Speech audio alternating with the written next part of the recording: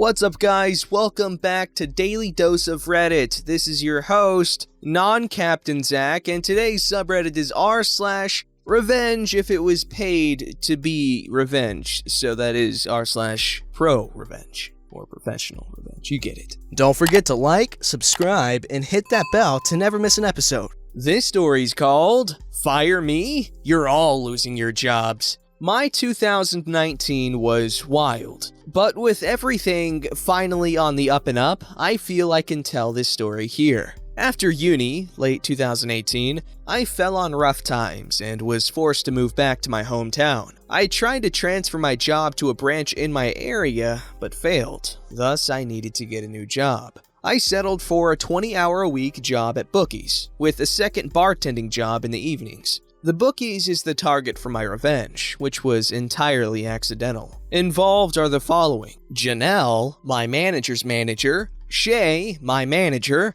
Jorge and Gordon, my coworkers, and Kara, a coworker at another store who is relevant later. Names changed and/or redacted. I ended up working behind the counter as a customer service manager, basically a step up from a cashier. It's fancy when seen on a CV, but there's nothing really to it. I took bets, chatted with customers, helped people with machines, and, for the mass majority of my shift, sat around waiting for something to do. I got on well with my coworkers, or so I thought, and had no major issues. It was 20 hours a week and about £1 more than minimum wage, with a lot of overtime required of me and irregular shift patterns. Though I had no issue with the job, beyond how difficult it was to juggle the schedules of both of my jobs, in February of 2019, after working for the company for 6 months, I was invited to a probation hearing. It cannot be emphasized enough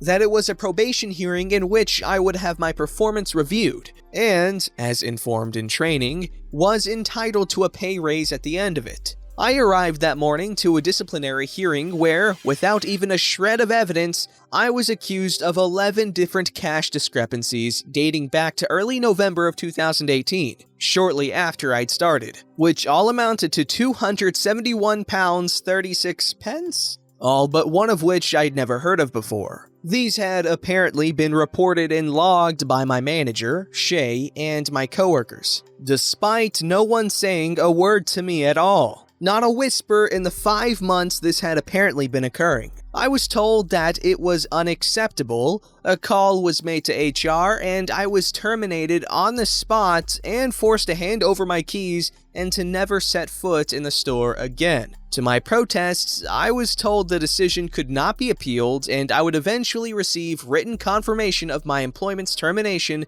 in the post. I didn't let myself slump around and feel sorry for myself, so, on the way home, I opened up Indeed and applied for a bunch of jobs and, before I arrived home, had an interview set up for the next week at what is my current place of work. Now, I was furious. Fuming at having gone to what I thought should have been a normal probation meeting and having, effectively, been called a thief and been banned for life from a place I'd never go to anyway. But somehow my parents were angrier and ordered me to let them know when they got into contact with me again. Almost 2 weeks later, I received an email from the company's HR which reiterated the accusations and stated, again, that I was terminated. My mom sat me down in her kitchen and walked me through a letter response that was 2 parts professional and 3 parts scathing, ripping into them about their unprofessional conduct, their ludicrous claims, their lack of evidence, the holes in their story, because there were quite a few, and finally, the cherry on the cake, the employment laws they'd broken. Now, I didn't want much, just a nice reference. A promise that not a whisper of these accusations would turn up when my new job asked them for a reference, because by then, I'd already been offered the job. I then attached the letter to an email to fire back at their HR department. Then I added Janelle's work email, then her boss's email, and finally, the holding company that owned the brand, because I wanted to make sure this was seen. A bit of background, the Bookies I worked for is a brand that is owned by an international company. Their name, behind the scenes, is slapped on everything and they pretty much dictate everything we did. I'm not sure if holding company is the correct term, but I'll stick to that for now. Anyway, I sent this email with a 48-hour window for a response. I received a reply the next day from the same email that my demands were being met.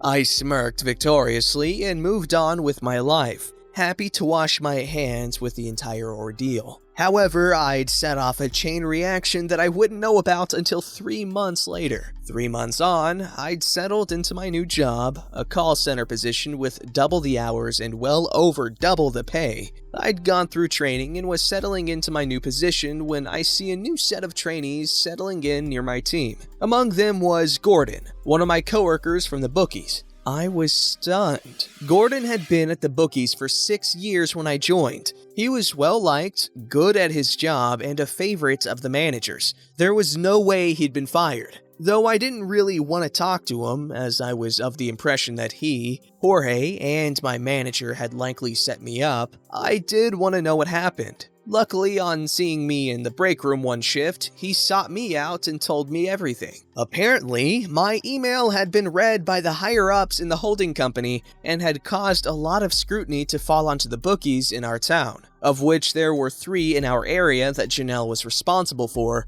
2 in my town, and a 3rd in a neighboring one. Someone in HR passed a message down to the area manager, Janelle's boss, claiming they wanted things investigated and they wanted results yesterday, causing him to drop everything and descend on our little town with the panic and aggression of a man whose superiors were watching his every breath. He went to Janelle wanting to know why he hadn't been made aware previously that I was apparently stealing money, why I had been given keys to the shop and shifts on my own when allegations of that nature were attributed to me, and why I hadn't been put under investigation. Turns out, Jill had in fact put in my employee file that I was under investigation but had never actually gone through with any of the official procedures for monitoring and investigating me. Shock horror. Thus, she had fired me for the accused crime without looking into it at all, falsely claiming otherwise. Thus, the area manager took the dates and amounts of the cash discrepancies, confirmed that they had been reported on those days, without my knowledge, in Shay's own logbook of the shop's cash, and sent that information on to our security team to investigate. Another little detail is that the CCTV for every shop in the brand is outsourced to a private security company who monitors each shop remotely and has access to all the cameras and the video. As was procedure, they looked into the dates mentioned to see if I'd been doing anything untoward. I know I wasn't, and nothing was ever said to me, but they did find something. Turns out, money was going missing from the shop, but surprise, surprise, it wasn't me, but Jorge and Shay. They not only set me up, for reasons I will never know, but were also falsifying numbers and cash checks on the system to hide it. One thing Shay was caught doing was deliberately shortchanging customers by taking portions of their winnings without them even knowing it. Bear in mind, a lot of our customers were elderly men and women. Gordon claims that he once opened the shop, after I and Shay had closed the night before, and noticed a cash difference but had been told to not say anything to me as I was under investigation and it could compromise it. He did apologize and I let it go. Needless to say, Jorge and Shay were fired, but it doesn't end there. Our team was small. Including me, there were a total of 4 people working at the store. As they hadn't been able to hire anyone to replace me, Jorge and Shay's termination meant Gordon was the only employee at the busiest shop in our area. Even if they'd been able to get other colleagues from the 2 other shops to help out, it wouldn't have been enough to keep the shop open and manage the amount of customers. So they closed the location down until they could get the staff to run it. It was at that point Gordon handed in his resignation and applied for his job at my work, meaning they had no one. On top of that, Gordon's girlfriend worked in the same shop as Janelle, and she relayed that she was rarely at their store, in the other town, for the next few weeks before the area manager reported she was fired as well. No reason given to her. Always later issued an apology for everything by the area manager and informed she, Janelle, was no longer with the company in an email sometime later. But somehow, it doesn't end there. With the store I worked at closed, this one being on the high street where most people prefer to go. The only other location in town was the much smaller location in the suburbs, the one where Kara worked. Alone. She suddenly received an influx of customers into her tiny store space and absolutely no support from other staff or upper management. Thus, for her own mental health, having already been overworked and underpaid, running an entire store by herself, she quit, meaning that location had to be closed down too. All of this at the worst possible time, March, when the Cheltenham Festival was occurring, which is a huge moneymaker for the gambling industry, even in a small town like ours. An opportunity the 3 other bookies on the high street reaped the benefits of instead of my old place, as the former customers went to them instead. As it currently stands, just over a year later, both shops remained closed, and I'm currently entering a job in cybersecurity, the training for which I paid for with my current job. Thanks for firing me, dumbasses. You did me a favor. Update! This massively blew up, thanks for the support and everything.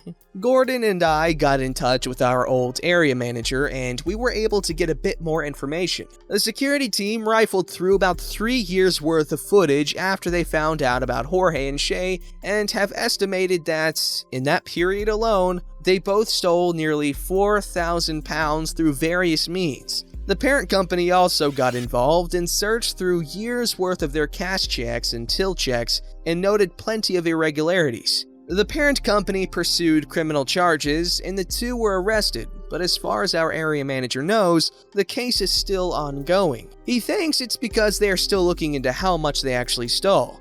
As they've both been there a while, Jorge about 8 years and Shay 10, I doubt they'll have security footage of all that time, but I bet they're trying to get a more accurate figure to really nail them. And in comes a new character, Tammy, obviously not her real name. She is an employee who was hired and fired shortly before I was, at the same store. She lasted just past her probation before she was fired, wait for it, for months worth of cash differences and false till checks she wasn't made aware of prior. However, her situation is far worse than mine. Tammy is in the process of suing the company for wrongful termination, alongside financial and emotional damages, as she was put under a lot of stress whilst in the company by Shay, who apparently left her to fend for herself and would refuse to step in when customers got aggressive, and then had a miscarriage shortly after her employment was terminated. Our area manager doesn't know anything more, as it's escalated and gone way above his head, and I doubt I'll be able to get any more information on it.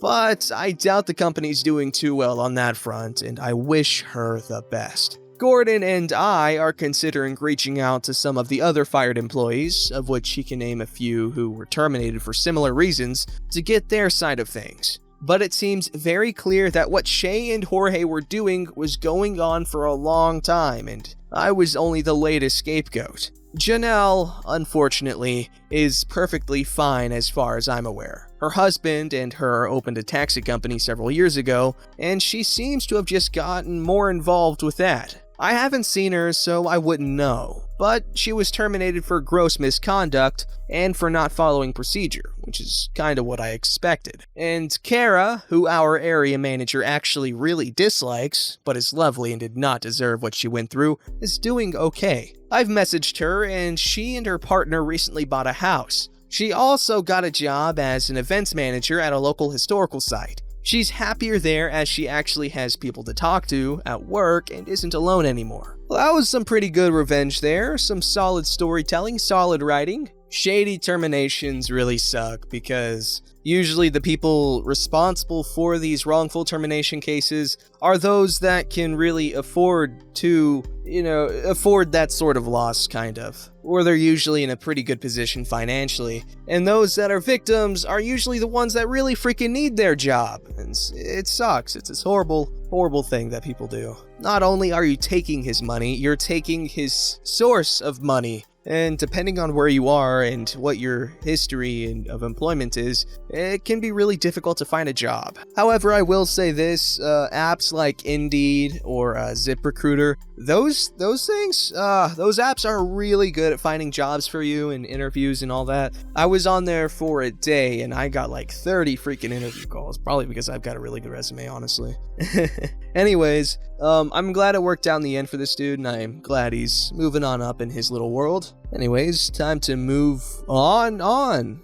Alrighty, this story's called Students Pranked Me, I Had the Last Laugh. I spent about 10 years teaching high school humanities at a small private school. For my first 2 years, I didn't have a classroom, just a small office. I would bring what I needed for each class on a cart and go room to room, depending on which teacher had a prep at any given time. This was incredibly inconvenient, and not being the most organized of teachers to begin with, made things difficult to keep track of. There were a group of 11th grade boys who decided to make things a little more difficult for me. They were good kids, we got along well. I coached several of them on the school soccer team, but they decided that since my office would often be empty, it was a great place to prank. It was never anything too serious, things falling over when I opened the door, or things disappearing for a day and then turning up in a different place the next day. Nothing was ever damaged, and I could never prove who it was, even though I knew. My school had mandatory final exams in each academic course. I didn't really think they were necessary, so I would generally make them pretty easy with a lot of preparation. I would give out study sheets and play review games for a couple of weeks before the test, and there was no reason the students wouldn't do well on them. I had approval of admin to do this, as they weren't particularly fond of the final exam rule either. It was a school board policy. A few nights before the offending boys had their exam, I had a brainwave. I created a second exam. Gone were the multiple choice questions and obvious things from the review sheets. In their place came detailed questions about concepts that were briefly mentioned in class. Essay question after essay question, ambiguous questions with no clear answers, definitions of words that there was no way they knew. It took a couple of hours, but I laughed the whole time. When the test came, I had the special exams at the bottom of the pile and handed them out to each of the 4 or 5 boys. I told my vice principal what was happening, and he insisted on being present. I started the timer and watched as the boys flipped over their papers. It was all I could do to keep a straight face. Eyes went wide, heads were shaking, panic was setting in, especially as they saw all their classmates flying through their exams. One of the boys raised their hand. Sorry, no questions during the final. You should be prepared based on your study sheets. I let them go for about 5 or 10 minutes of terror before I gathered the fake tests and gave them the real ones. They all passed with flying colors and never pranked my office again. It was glorious. These are the teacher-student interactions I live for, yes! I've said it like 8,000 times before, and I'll say it 8,000 times again. Teachers are cool, and usually being a teacher makes you like at least 30.45 times more attractive, at least in my book. Teachers, hit me up, do your thing, teach me. Anyways, this is pretty funny. I like that story. I honestly give this a plus ultra. Super wholesome, very sweet, good content. Yummalicious. Don't forget to like, subscribe, and hit that bell to never miss an episode.